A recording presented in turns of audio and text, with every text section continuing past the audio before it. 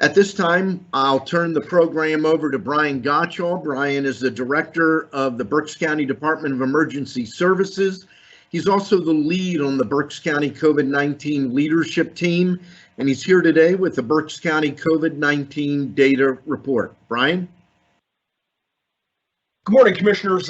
Yes, March 25th, our weekly data report. First look at the Pennsylvania Early Warning Dashboard. As always, a little bit out of date from last Friday, the most current publication of this data.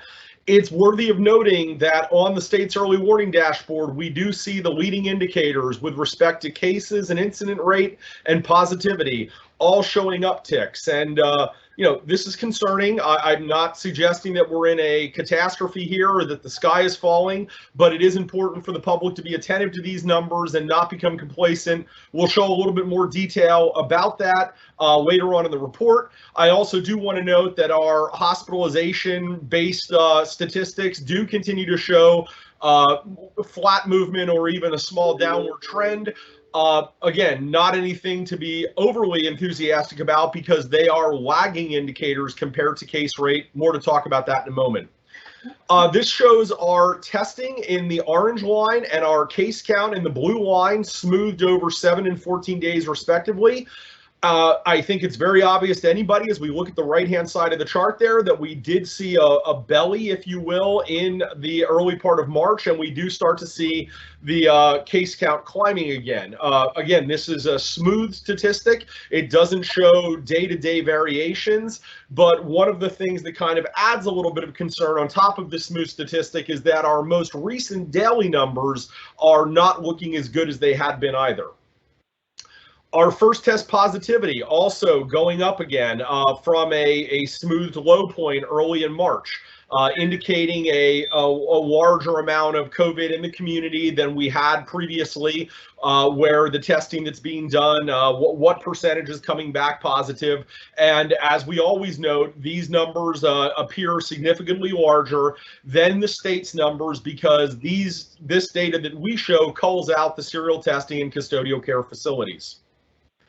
On the good news front, we continue to show a fairly flat line in our COVID deaths, each one of them individually being, of course, a tragedy, but for the community as a whole, maintaining a reasonably flat number, and this is really what we want to happen. If people got COVID and they didn't have to be hospitalized and there wasn't an economic impact, and God forbid they didn't die, we probably wouldn't care too much about COVID.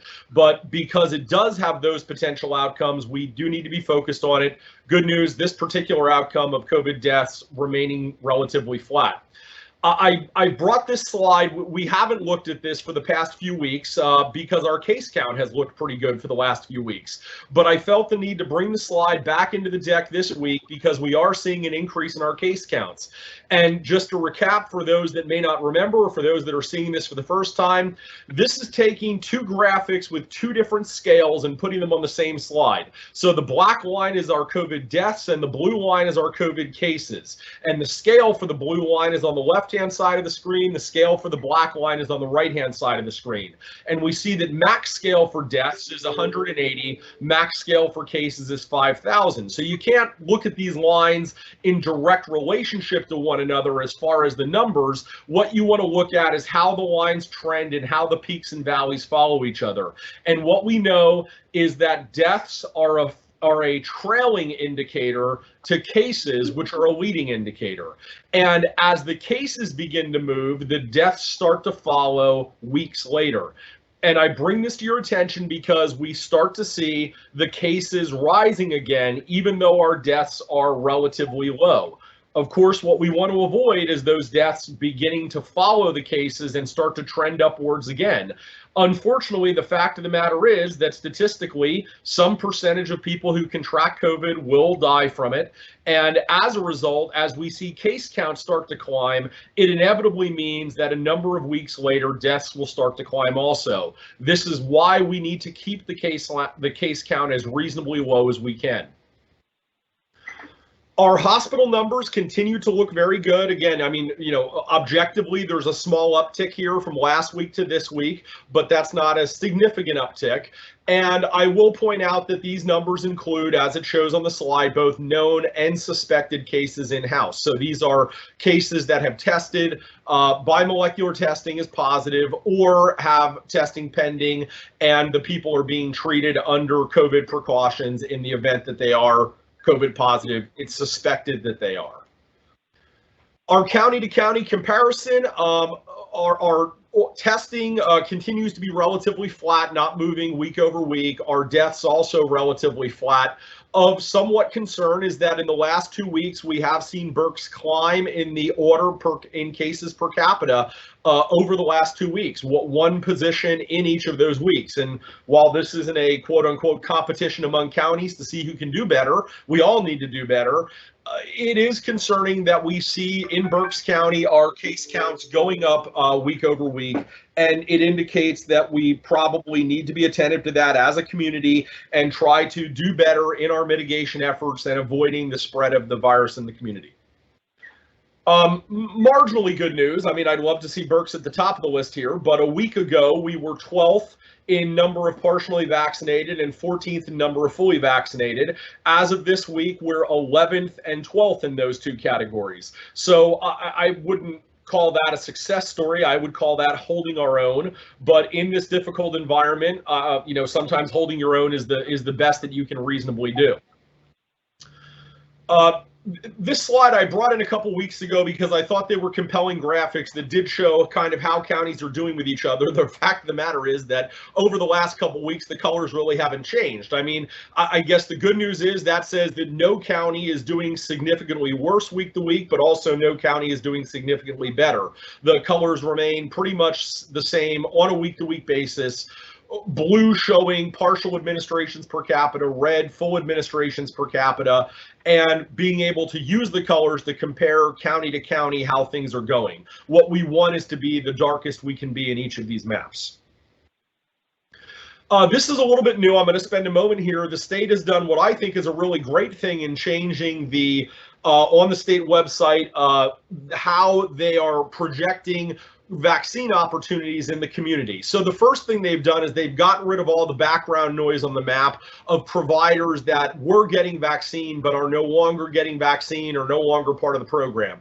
And they're focused strictly on the providers that are getting vaccine on a weekly basis, with the dark blue dots being state allocations, as they call it. These are pharmacies or hospital or healthcare providers that are getting allocations directly from the Commonwealth, and then the light blue diamonds being federal allocations through the retail pharmacy partnership. So I don't want to get brand specific, but the blue diamonds are effectively the large chain pharmacies, if you will. And instead of also showing people that are getting second doses, because if I'm a consumer and I've already had my first dose, I already know where I'm going to get my second dose. What I really care about is if I haven't gotten anything yet and I want to find a place where I can go to get that first dose. So I think the state has done a good thing in changing their map to show only first dose opportunities now, and to demonstrate where those are the blue diamonds, the retail pharmacy partnership providers, or the blue circles, the state allocated healthcare and other pharmacies. Also, it's worthy of note that last week there were about 20,000 total doses, that does include first and second doses, received among 19 providers in Berks County. We've been able to make our weekly eye chart a little bit easier to read, our tabular information, by scaling it back to, again, only showing those 19 providers that are actually getting vaccine now. And continuing to include the total amount of vaccine that they've received since the beginning, but scaling the list back to those 19 active providers. Again, showing our weekly allocations, we do see from our low point of week 8, which was about 6 weeks ago, to where we are today, a significant climb in the number of doses coming into Berks County. I want to emphasize again, what's shown on this chart are a total of first and second dose opportunities, but we continue to see that number climb week over week. Just to kind of brace everybody, I don't think we're going to see it continue to climb in the way that we have over these last few weeks. I think that we're going to be at a plateau at this point for the foreseeable future. future based on some information we got from DOH, which I'll address in just a moment. This shows the top 10 most populated counties in the Commonwealth and the cumulative placement in comparison to each other when controlled per capita for the vaccine that's been received over the 14 weeks. And again, this shows a little bit of good news, not as good as we'd like it to show. But when you look at the amount of vaccine that came into the top 10 counties over the full 14 weeks of vaccinating, you see some very concerning numbers. The reality is that if doses were coming to counties strictly based on population, theoretically, everybody would be tied for first place because it would be a direct allocation by population. And no matter how big your population was or how small it was, the amount of vaccine that you got per capita would all be equal and we'd all be tied for first. That's not going to be the case. So we do look at these ranked by 100K of population. And we would expect to see the numbers reasonably go right down the chart 1 to 10, like the population in the left-hand column goes down the chart 1 to 10. In fact, we see that with the exception of Lehigh, the most populated counties in the Commonwealth are in the bottom half in most cases, or at least near the middle of the chart. DOH has acknowledged this, and they've given a number of reasons, some potentially justifiable, for why the allocation to the most populated counties has not been where it should be, and they've said that they're going to fix this moving forward by making sure that the allocations are more in line with population. And when we take this data and we look only at week 14 alone at the bottom of the chart, we see that the numbers appear much better. They're still not where they need to be. They're still not showing the top 10 counties being in the top 10 or 15 throughout the Commonwealth. But they're certainly a lot better than where they have been, and that indicates positive change, that as we go out week over week and see these larger counties be in the higher end of the dose per capita, that then is going to, of course, slowly, very slowly, bring up the cumulative dose per capita numbers to something that makes a little bit more sense.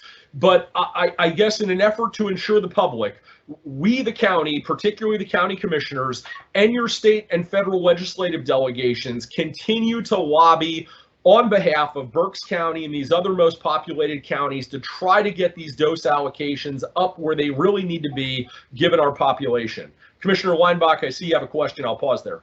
Yes, actually a comment. Yesterday I was on a call with two other county commissioners, Commissioner Moskowitz from Chester County and Commissioner Lawrence from Montgomery County. And Commissioner Lawrence said to me, Commissioner Weinbach, and I don't know if it was email or a phone call, but he's heard now from several residents that have said to him, why can't Montgomery County get their act together like Berks County? I was able finally to get a vaccine through Berks County. And it made me smile because I've heard and I told him, I've heard people and know people that have gotten vaccines in Montgomery County and Lehigh County specifically. And I just share that this is a frustration that continues across these larger counties. And we all are advocating strongly with the Commonwealth. And as you note, there has been some positive movement, but we're not where we need to be. Yeah, and look, I think, Commissioner, just to be completely transparent and honest with the public, I think we have to say, while we certainly like to hear somebody make a comment that casts Berks in a positive light, it really isn't that Berks County as a government did anything right. And this is important for it because it's a sword that cuts both ways. We as Berks County government have our hands very much tied to affect this situation positively or negatively. And I think that some of the criticism that comes to county government as dropping the ball is somewhat misplaced because we have such a limited ability to affect it. But then likewise, we also have to acknowledge that when people are complimentary to Berks County government, it's that we have a very limited impact in having made these changes. We can lobby, we can make phone calls, we can try to show people data and convince them that what's going on is wrong. But at the end of the day, it's really about the vaccine providers the DOH has designated to deliver this vaccine, getting it out the door properly, and it's about DOH itself allocating the vaccine to the providers within the counties properly. So we talk about Berks County, but it's really Berks County as a geographical place, not Berks County as a geopolitical entity. Again, I just think it's important that the public really understand who all the players are and who has the ability to influence what. So my last slide is kind of an update to, we introduced this last week. We gave some information. Last week, we acknowledged that there was still some information that was hazy because we had only literally gotten it from DOH the night before the commissioners meeting. And I think we're now able to bring some more clarity to this. So we announced last week that DOH was going to be focusing on these 8 key providers.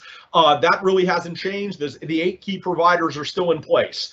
We've clarified since last week that the intent of delivering approximately 12,000 doses a week into Berks County is in fact 12,000 first doses. So that's good to know. We weren't clear last week how that included second doses and whether that was going to make the number go down. But reasonably, that means that we should see 12,000 new people be able to get vaccinated at Berks County sites in any given week for the foreseeable future, and that the retail pharmacy partnership program will remain in place. So those are doses over and above the 12,000 that are coming into Berks County.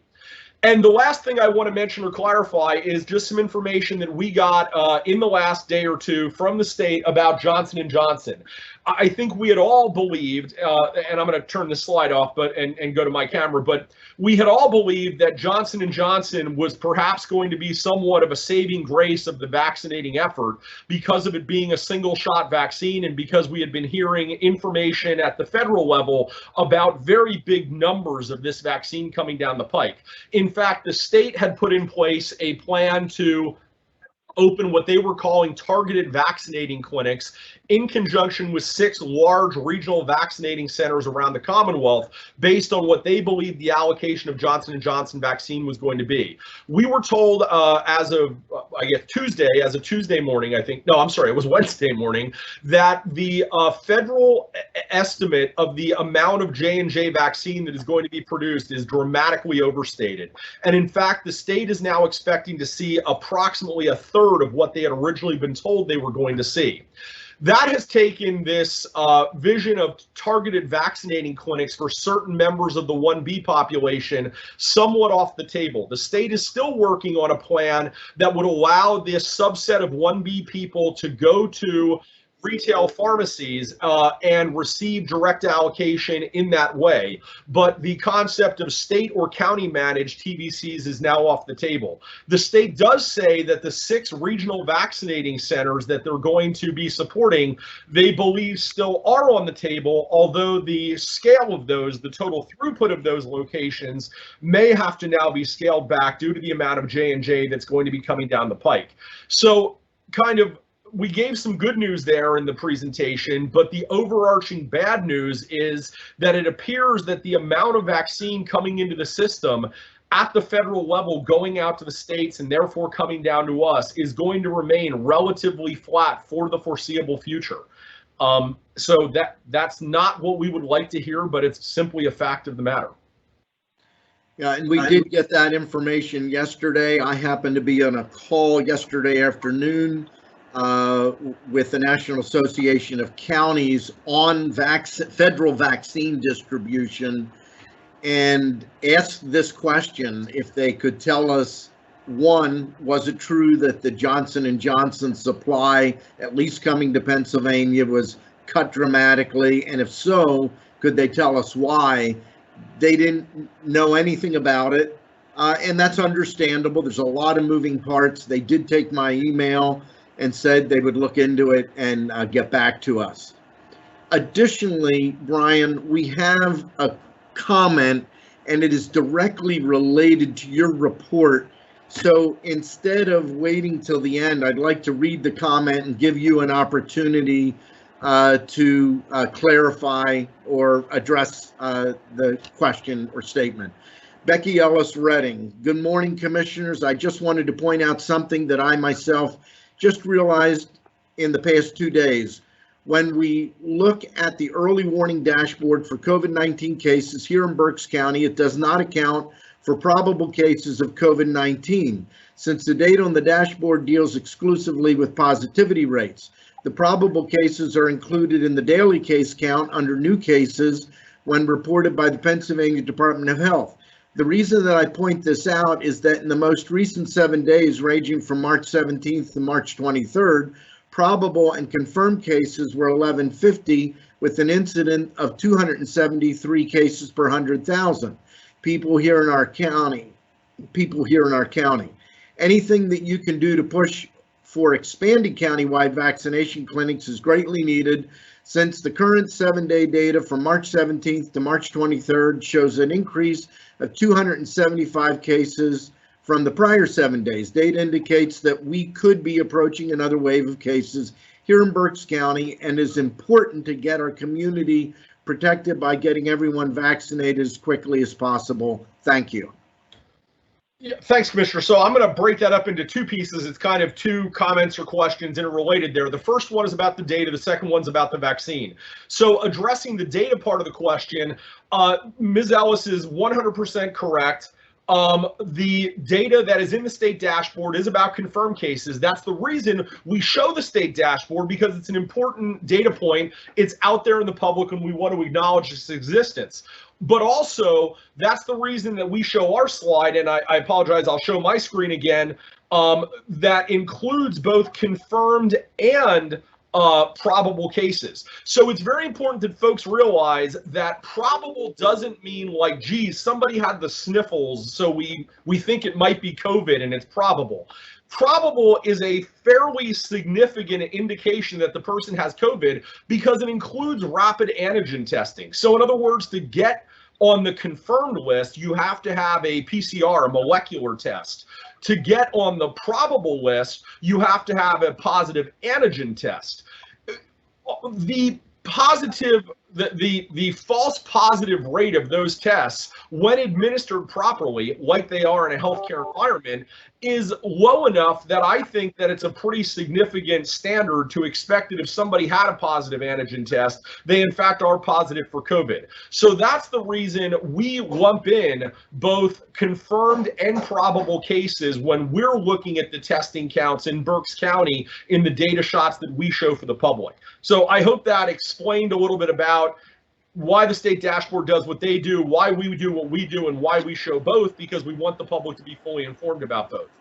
Rolling forward into the vaccinating discussion there, again, I mean, certainly there's no argument to be made with Ms. Ellis's point that we need to be delivering more vaccines in Berks County. The commissioners have very publicly noted the efforts that we have ongoing to open a clinic in Berks County under county sponsorship in conjunction with our healthcare partner, the Berks County Community Health Center.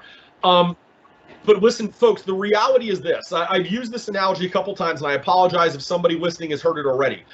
We can build all the gas stations we want in Berks County, but if there's no gas going into the underground tanks, what we've got is a gas station that's mothballed waiting to receive a gas tanker to deliver gasoline.